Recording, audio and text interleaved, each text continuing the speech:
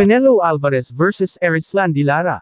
Sa unang round ay talagang grabe ang mga pinakakawala na suntok ng dalawang manlalaban.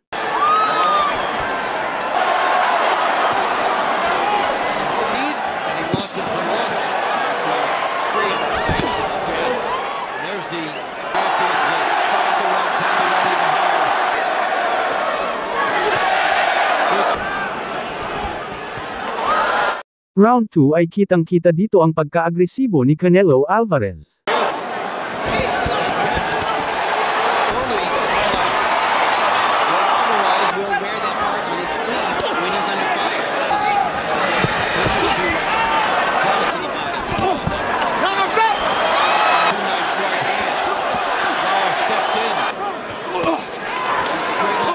Sa round 3 at 4 naman ay hindi magpapatalo si Lara dahil para sa kanya laban kung laban.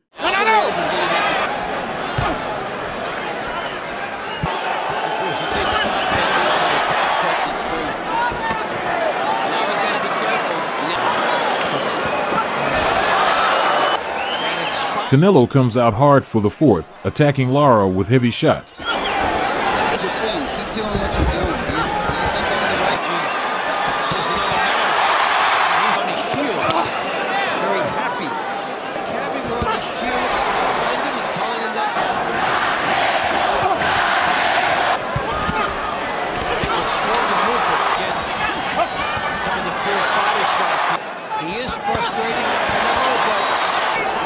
Round 5 ay talagang pumubamba na ng suntok ang bawat isa.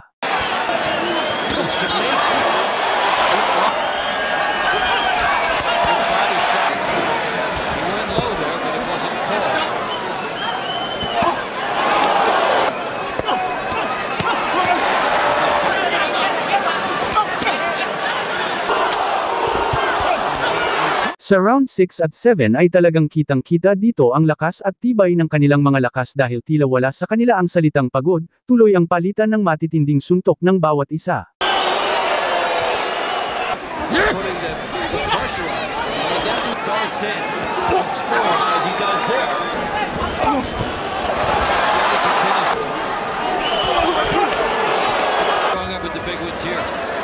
Very close round. Lara looked good early, but Canelo took more control later.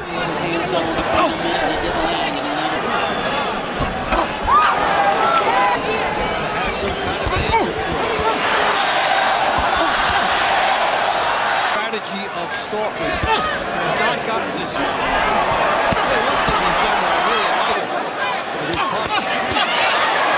punch. He's trying. Stake out in the middle of the ring. Sa round 8 at 9 ay ramdam na ni Canelo Alvarez na tila pagod at bumagal na itong si Lara.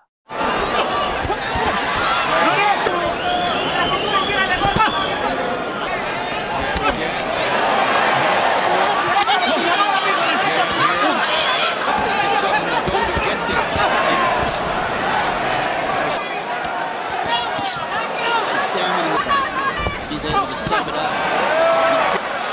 They spent so much energy doing that that they should have Question mark, at least among hardcore fans. That's the way the clock keeps going. Sa round 10 ay kitang-kita pa rin ang tibay ng kanilang mga tuhod at taglay na lakas.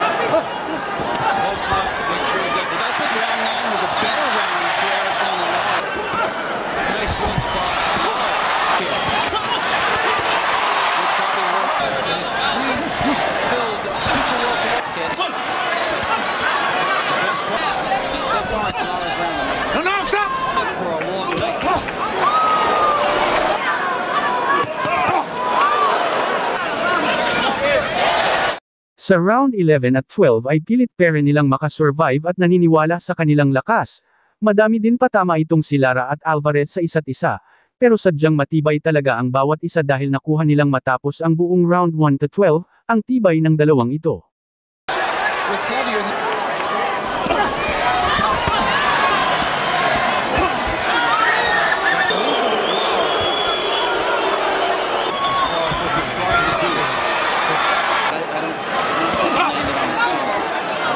Touch up.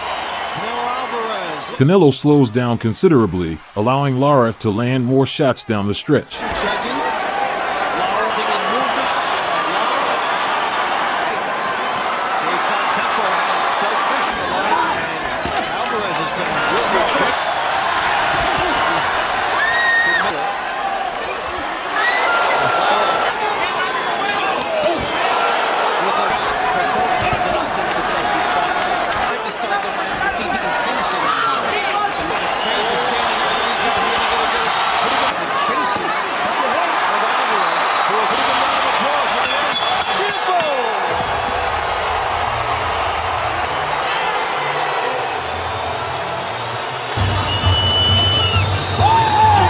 Levi Martinez scores about 117 to 111 in favor of the winner, Canelo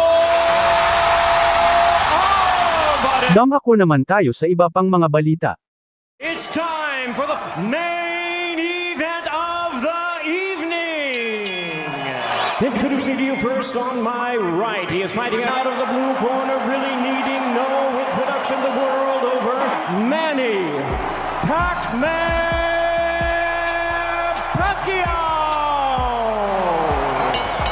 And his opponent across the ring, Mario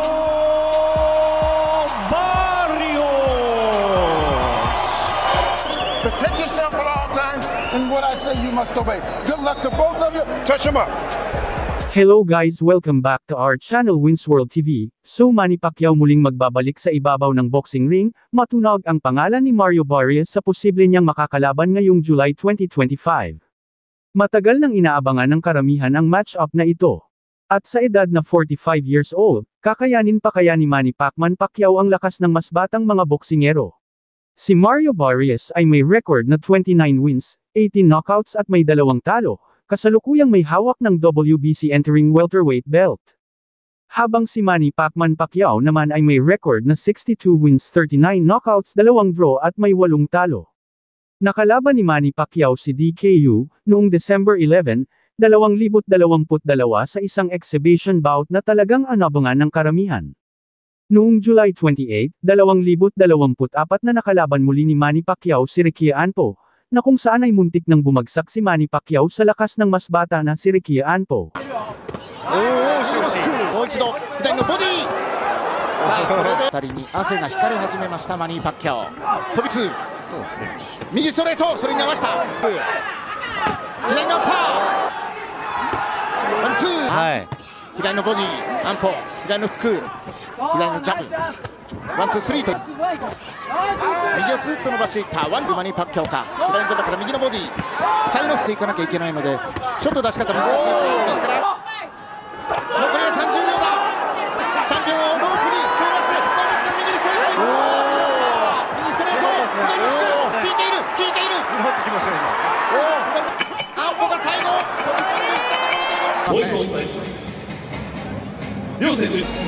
でもなんかマニー・パッキャオのこう Habang si Mario nilang dalawa ang mas malakas at mananatiling nakatayo sa ibabaw ng boxing ring. I'm about to go off like a weapon. Fuel to the top, got a filled up engine. In my thoughts, obsession. I will not stop, no, I'm never second guessing.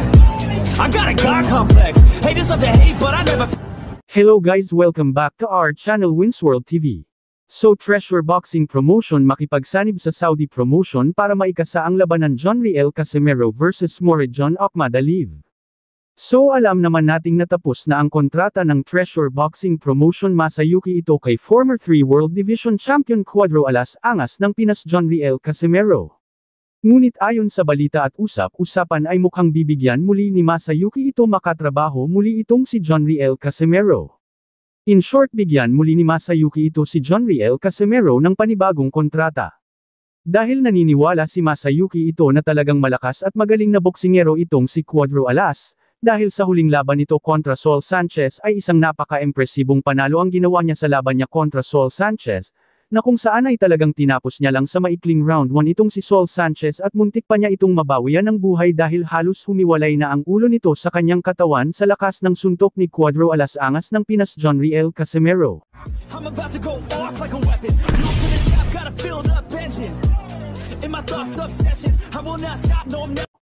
Dahil sa pagkapanalo ni John Riel Casimero kontra Saul Sanchez ay talagang nagustuhan ni Masayuki ito at kumbinsido na wala na talagang makakapantay sa lakas ni John Riel Casimero sa Super Bantamweight Division. Ayon pa kay Masayuki ito ay hindi alintana sa kanya ang mabash ng gusto ng mga kapwa niya Japanese dahil wala naman daw siyang ginagawang masama. Ang tanging ginagawa niya ay trabaho lang at walang personalan, ngunit ganun pa man ay talagang sobra peren ang tiwala niya at naniniwala si Masayuki ito na talagang kaya ni John Riel Casimero talunin ang mga top contender ng Super Bantamweight Division na sina Naoya Inoue at Morihei Akmadalib. Dagdag pa ni Masayuki ito na talagang iba talaga ang dating at hatid na excitement kapag si Cuadro alas John Riel Casimero na ang lalaban sa ibabaw ng boxing ring. Kaya matunog na naman ang balita na muling bibigyan ni Masayuki ito ng Treasure Boxing Promotion ng panibagong laban itong si John Riel Casimero, dahil si John Riel Casimero ay mabinta sa market at sa mga boxing fans. Plano ng Treasure Boxing Promotion makipagsanib sa Saudi promotion na e-promote ang labanan John Riel Casimero vs Morihei Akmadalib sa susunod na taon. Kaya isang panibagong blessing ito kay former 3 World Division Champion Cuadro alas Angas ng Pinas John Riel Casimero, kung may kakasa ng Treasure Boxing Promotion at Saudi promotion ang labanan John Riel Casimero vs Morihei Akmadalib.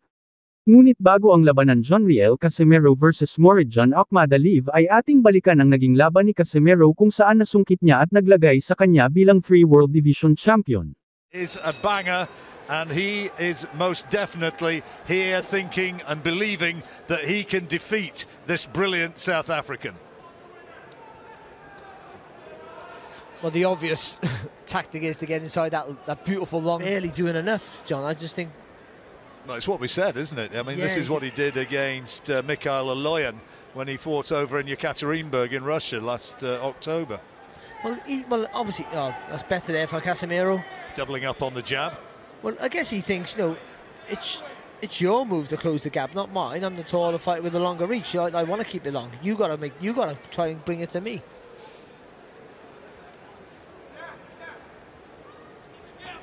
Bags of experience, though, Casimero.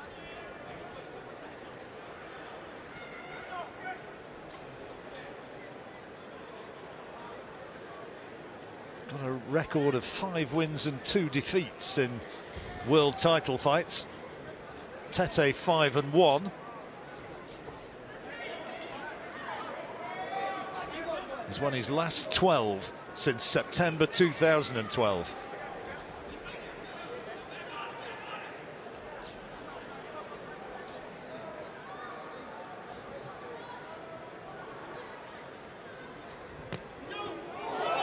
Oh, Casimero got him.